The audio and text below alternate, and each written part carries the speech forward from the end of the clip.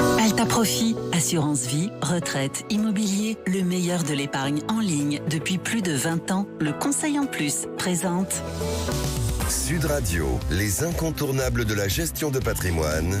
Thomas Binet, Philippe David. Bonsoir Thomas Binet, on vous retrouve tous les jeudis soirs avec votre consultante Stéphane Cohen, par ailleurs présidente d'Alta Profit, pour nous parler de gestion de patrimoine.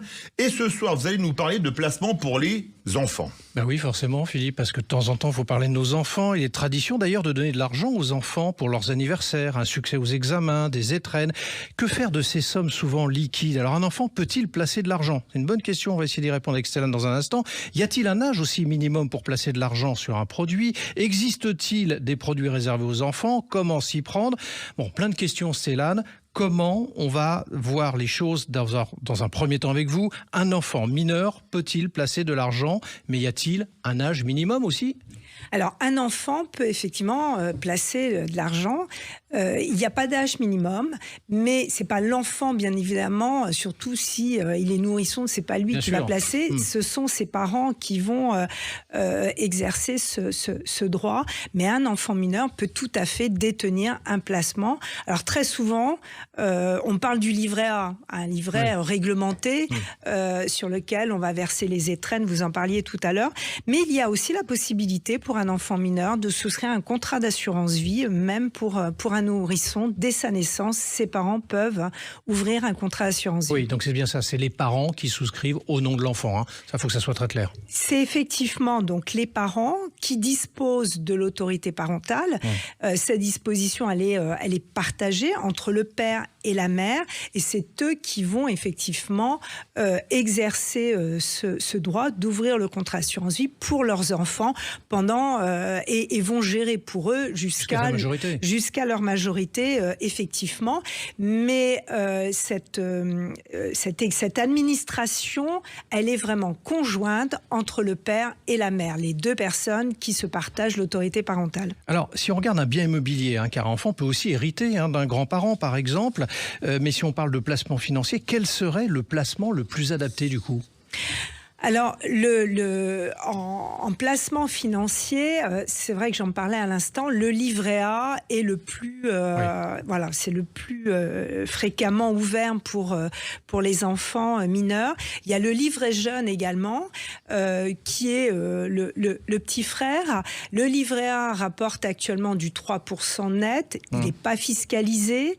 Les intérêts tombent tous les 15 jours et il est, très très accessible.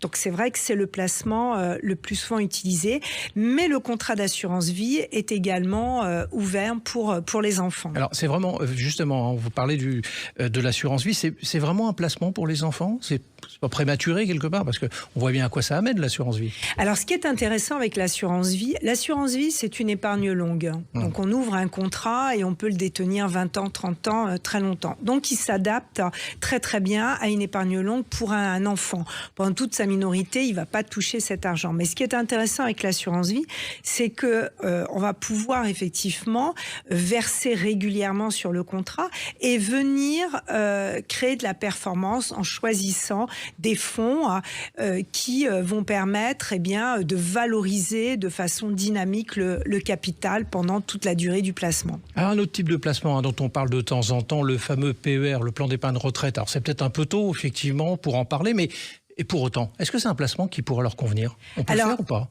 Le plan épargne retraite était accessible jusqu'au 1er janvier 2024 aux enfants, mais c'est plus le cas. Il y a eu effectivement un changement de réglementation et aujourd'hui, on ne peut plus ouvrir un plan épargne retraite pour des enfants. Il faudra attendre d'être majeur pour ouvrir son plan épargne retraite et commencer à prévoir l'avenir.